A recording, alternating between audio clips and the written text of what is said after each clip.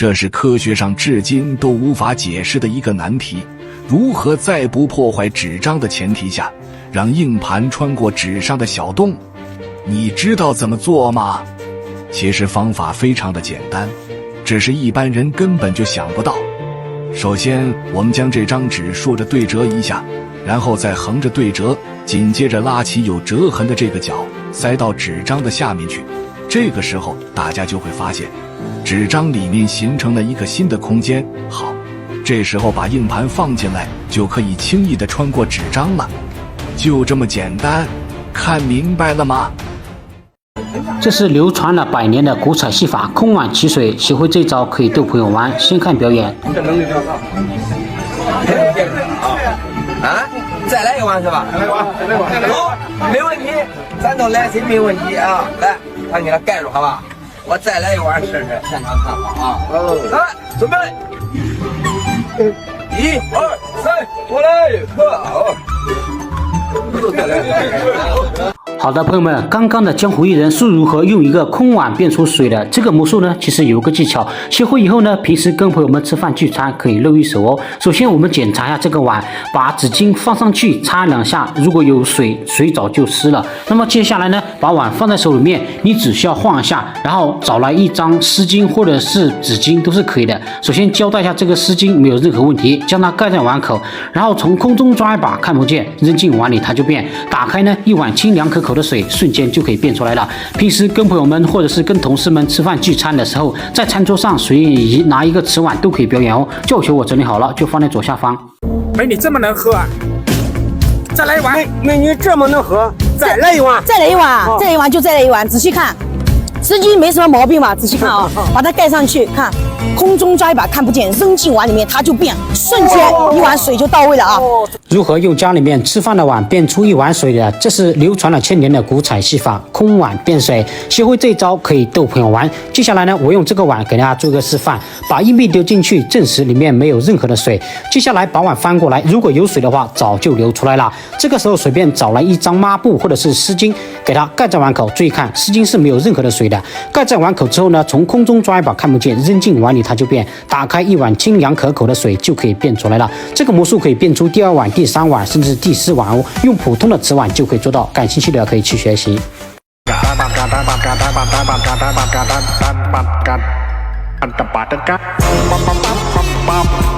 一个瓶盖放进杯子里面，接下来把它拿到左手，注意看了，我轻轻一拍，瞬间穿进去了。怎么做到的？我接下来教给大家。首先用到普通的杯子还有瓶盖，那么重要的还用到这个专业的戒指，叫做磁力戒指，魔术师专用的哈。它可以吸附任何的金属物品，像什么硬币啊、瓶盖啊，看到没有？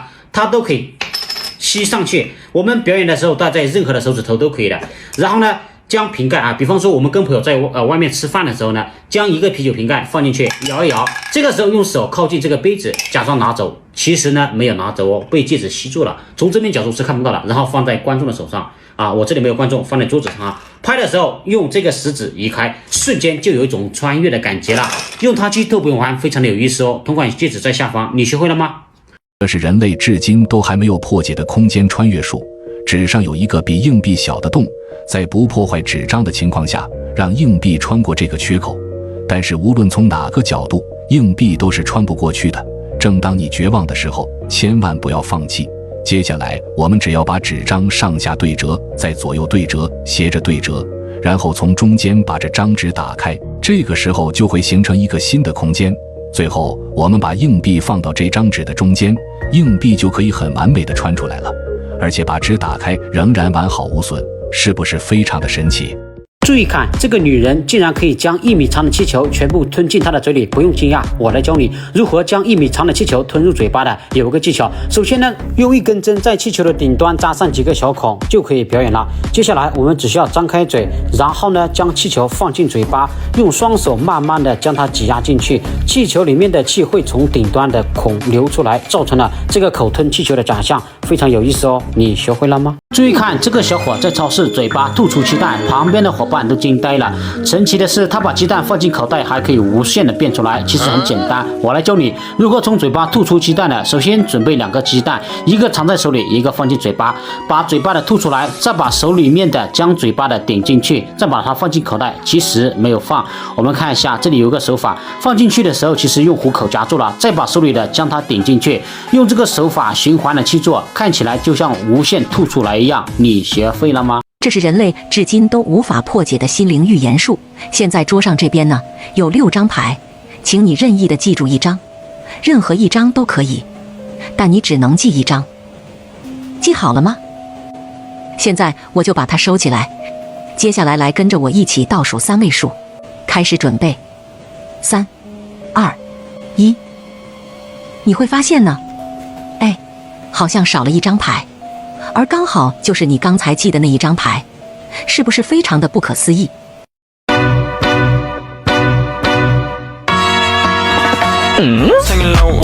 不用说话就知道陌生人的姓氏是如何做到的。其实他们都是用到了这种算姓名的卡片，上面刻有百家姓，那么其实都采用了2进制的原理。来，我接下来用这几张卡片给大家示范一下哈。比如说对面坐了一位95岁的小姐姐，她姓朱啊，在我们不知道她姓氏的情况之下，来，那么我们只需要拿这个卡片给她看，问她有没有她的姓氏，她不需要说出来，只需要点头就可以了。如果有，那么咱们就留下来，继续问她。如果上面没有她的姓氏，那么把卡片放到另外一边来，以此类推。这张有，看一下，咱们就留下来。这张没有，放到另外一边。用这种方式，用这种方法，直到问完为止。有卡片就留下，没有就放到另外一边来。重点来了，此时此刻咱们把刚刚有他姓氏的这几张卡片拿起来，然后呢咱们做一个小动作。什么动作呢？偷偷的把这几张第一位数字相加，看到没有？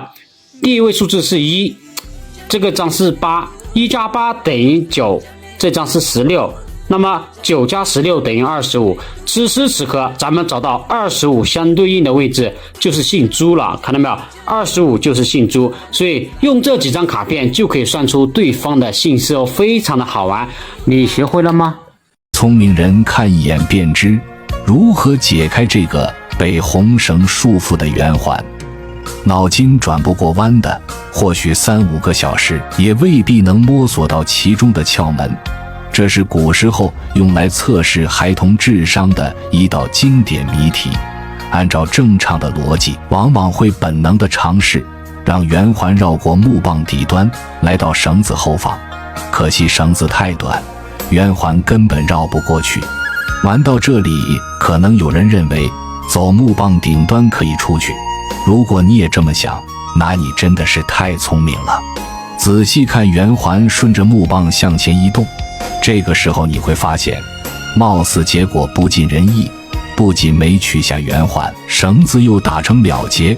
许多孩子到这就倍感困惑，便直接选择放弃。从古至今，听闻难倒许多聪明博学之人，而心思细腻的孩子会注意到，还有一种方法可以卸下圆环。仔细看，千万不要眨眼。这个时候还是一样，拿起圆环，顺着木棒顶端绕到木棒下方，来到这个位置刚刚好。此时尤为重要的一步看好喽，从绳子中间的缝隙慢慢提起圆环，巧妙地运用空间错位，圆环这样就轻松地取出来了。如今的孩子只对电子产品感兴趣，导致学习成绩一落千丈。一对智慧的父母给家里孩子玩了1个月的智力解扣玩具，孩子的专注力和观察力都有很大变化。这款解扣24件套，不但能够让他们放下手机，还能够让他们在玩的过程中获得成就感，从而激发他们探索思考的兴趣，让他们的思维越玩越灵活。选对玩具，孩子受益终生。快点击左下角安排一套。